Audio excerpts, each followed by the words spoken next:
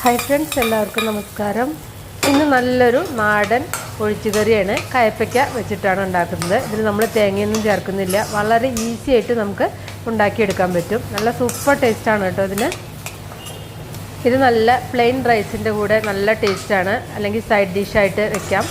ചപ്പാത്തിക്കൊപ്പമൊക്കെ കഴിക്കാൻ നല്ല ടേസ്റ്റാണ് കേട്ടോ. പിന്നെ യാത്രകളിലൊക്കെ കൊണ്ടുപോകാം. തേങ്ങയൊന്നും ചേർക്കാത്ത കാരണം ഇത് 1-2 ദിവസം കേടുവരാതെ നമുക്ക് പിന്നെ യാത്രകളിലൊക്കെ കൊണ്ടുപോകാൻ പറ്റും. അതുപോലെ തന്നെ ഇത് 3-4 ദിവസമൊക്കെ നമുക്ക് ഫ്രിഡ്ജിലൊക്കെ വെച്ച് കഴിഞ്ഞാൽ സുഖമായിട്ട് ഉപയോഗിക്കാവുന്നതാണ്. കേടുവരുമൊന്നുമില്ല അത്ര പെട്ടെന്നൊന്നും. അപ്പോൾ നമുക്ക് കണ്ടു നോക്കാം എങ്ങനെയാണ് ഉണ്ടാക്കുന്നതെന്ന്. അപ്പോൾ അതിന് മുന്നേ നമ്മുടെ ചാനൽ സബ്സ്ക്രൈബ് ചെയ്യാത്തവരുണ്ടെങ്കിൽ സബ്സ്ക്രൈബ് ചെയ്യാനും ഫോളോ ചെയ്യാനൊന്നും മറക്കണ്ട. അപ്പോൾ അതിന് വേണ്ടിയിട്ട് ഞാനൊരു വലിയൊരു കയ്പ്പയ്ക്കയാണ് എടുത്തിരിക്കുന്നത്. കണ്ടില്ലേ, നല്ല നീളത്തിലുള്ള നല്ല വലുപ്പമുള്ളൊരു കയ്പ്പയ്ക്കയാണ്. കയ്പ്പയ്ക്ക എപ്പോഴും എടുക്കുമ്പോൾ ഇങ്ങനെ നല്ല ഡാർക്ക് ഗ്രീൻ ആയിട്ടുള്ള കയ്പ്പയ്ക്കയാണെങ്കിൽ അത് നല്ല കയ്പ്പ് രസമായിരിക്കും. അല്ല കുറച്ചിങ്ങനെ ഒരു വൈറ്റ് ഗ്രീൻ കളറായിട്ട് അതായത് വളരെ ലൈറ്റ് ആയിട്ടുള്ള ഗ്രീൻ കളറുള്ള കയ്പ്പയ്ക്കല്ലേ, അതങ്ങനെ അത്ര കയ്പ്പ് രസം ഉണ്ടാവില്ല കേട്ടോ. ഇപ്പം ഞാനെടുത്ത കയ്പ്പയ്ക്ക അത്യാവശ്യം കുറച്ച് കയ്പ്പുള്ളത് തന്നെയാണ്, കാരണം കുറച്ചൊരു ഡാർക്ക് ഗ്രീൻ ആണല്ലോ. ഇനി ഇത് നന്നായിട്ട് കഴുകിയെടുക്കുക. കയ്പ്പയ്ക്ക കഴുകിയെടുക്കുമ്പോൾ എപ്പോഴും ഇതിൻ്റെ ആ ഒരു മുള്ളു പോലെയല്ലേ, അതിലൊക്കെ ഈ പെസ്റ്റിസൈഡ്സ് ഒക്കെ ഉണ്ടെങ്കിൽ അതിൽ ചെന്നിരിക്കാനുള്ള ചാൻസ് ഉണ്ട്. അപ്പോൾ കുറച്ച് നേരം വെള്ളത്തിൽ സോപ്പ് വെള്ളത്തിലിട്ടിട്ട് ബ്രഷ് കൊണ്ട് നന്നായിട്ട് ഉരച്ച് കഴുകിയാൽ മതി. അപ്പോൾ അതിൻ്റെ ഇടയിലുള്ള ആ ഒരു പെസ്റ്റിസൈഡ്സൊക്കെ പോവും. അതിന് വേണ്ടിയിട്ട് ഇപ്പോൾ ഞാൻ എപ്പോഴും ഒരു പുതിയൊരു ടൂത്ത് ബ്രഷ് ഇങ്ങനെയുള്ള സംഭവങ്ങൾക്കൊക്കെ വേണ്ടിയിട്ട് വയ്ക്കുക സാധാരണ ചെയ്യാറ്.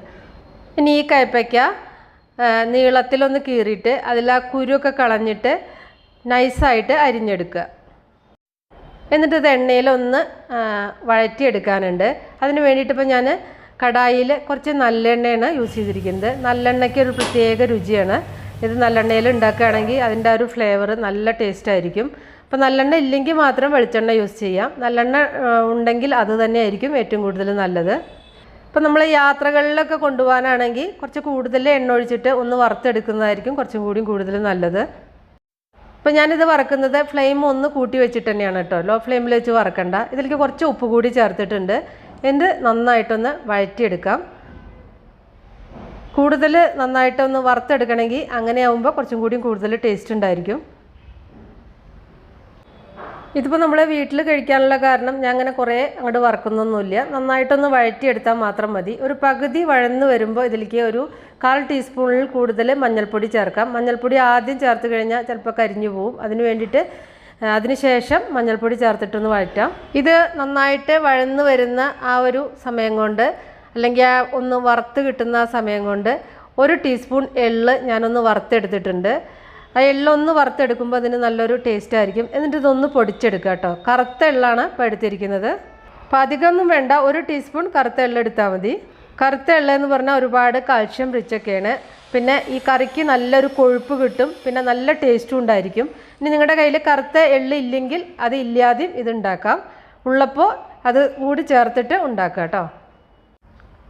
ഇനി ഈ കയ്പ്പയ്ക്ക വറുത്തതിലേക്ക് സാമ്പാർ പൊടിയാണ് ഞാൻ ചേർക്കുന്നത്.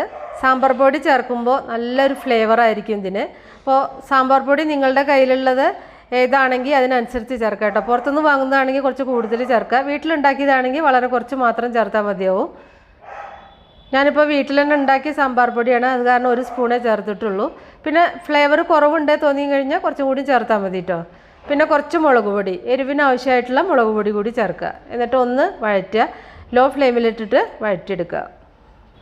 ഇനി ഇതിലേക്ക് ചേർക്കുന്നത് പുളിവെള്ളമാണ്. അപ്പോൾ ഒരു നെല്ലിക്ക വലുപ്പത്തിലുള്ള പുളി ഞാൻ കുതിർത്തി വെച്ചതാണ് ചൂടുള്ള വെള്ളത്തിൽ. അത് ഇതിലേക്ക് ഒഴിക്കാം.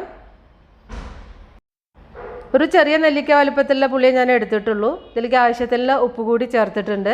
പുളി നിങ്ങൾക്ക് നിങ്ങളുടെ ടേസ്റ്റിനനുസരിച്ച് കൂട്ടുകയോ കുറയ്ക്കുകയോ ചെയ്യാവുന്നതാണ്.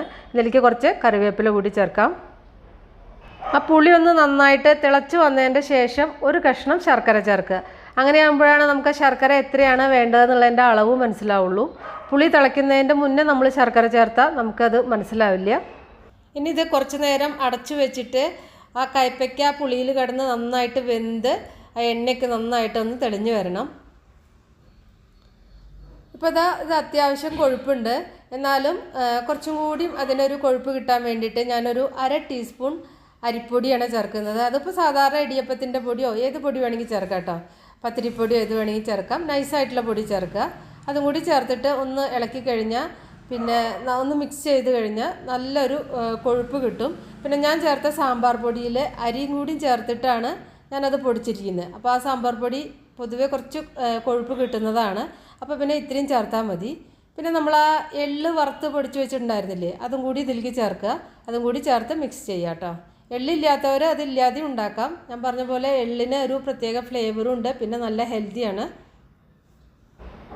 പിന്നെ ഈ കയ്പ്പയ്ക്ക വറക്കുമ്പോൾ വല്ലാതെ അങ്ങനെ ബ്രൗൺ കളറൊന്നും ആക്കരുത് കേട്ടോ. അങ്ങനെയാകുമ്പോൾ പിന്നെ അതിൻ്റെതെല്ലാം നഷ്ടപ്പെടും. അത്രയൊന്നും ആക്കണ്ട, ചെറുതായിട്ടൊന്ന് വറുത്തെടുത്താൽ മാത്രം മതി. ഇനി ഇതിൻ്റെ ടേസ്റ്റൊക്കെ ഒന്ന് നോക്കുക. അപ്പോൾ അതാ കയ്പ്പയ്ക്ക പുളിയൊക്കെ റെഡിയായി. ഇനി ഇതിലേക്കെല്ലാം വറവിടാം. അതിന് വേണ്ടിയിട്ട് പാൻ അടുപ്പത്ത് വെച്ചിട്ട് അതിലേക്ക് വെളിച്ചെണ്ണ ഒഴിക്കാം. വെളിച്ചെണ്ണ അല്ലെങ്കിൽ നല്ലെണ്ണ ഒഴിക്കാം കേട്ടോ. ഒരു സ്പൂൺ വെളിച്ചെണ്ണ ഒഴിച്ചിട്ട് അതിലേക്ക് ഒരു 1/2 ടീസ്പൂൺ കടുക്, 1-2 ഉണക്കമുളക്, പിന്നെ ഒരു പിടി കറിവേപ്പിലയും കൂടി ചേർത്തിട്ട് വറുത്ത് ഇതിലേക്ക് ഇടുക. അപ്പോൾ അത്രേ വേണ്ടു. എന്നിട്ട് കുറച്ച് നേരം ഒന്ന് അടച്ച് വയ്ക്കാം കേട്ടോ. അപ്പോൾ അതിലേക്ക് നിങ്ങൾക്ക് സാമ്പാർ പൊടി നിങ്ങളുടെ കയ്യിലില്ലെങ്കിൽ അതിന് പകരം മുളക് പൊടി മാത്രമായിട്ടും ഉണ്ടാക്കാവുന്നതാണ്. സാമ്പാർ പൊടി ചേർക്കുമ്പോൾ നല്ല ടേസ്റ്റാണ് ഇതിന്. ഞാൻ പറഞ്ഞ പോലെ സൈഡ് ഡിഷായിട്ടും പിന്നെ അതുപോലെ തന്നെ യാത്രകളിലൊക്കെ കൊണ്ടുപോകാൻ കേടുവരില്ല. നല്ല സൂപ്പർ ടേസ്റ്റാണ് ഇതിന്. അപ്പോൾ നിങ്ങൾ എന്തായാലും ഉണ്ടാക്കി നോക്കിയിട്ട് നിങ്ങളുടെ ഫീഡ്ബാക്കൊക്കെ അറിയിക്കുക. ഇഷ്ടപ്പെട്ടാൽ ലൈക്ക് ചെയ്യാനും ഷെയർ ചെയ്യാനും കമൻറ്റ് ചെയ്യാനും മറക്കണ്ട. അപ്പം നമുക്ക് വേറെ ഈസി റെസിപ്പി വീണ്ടും കാണാം. താങ്ക്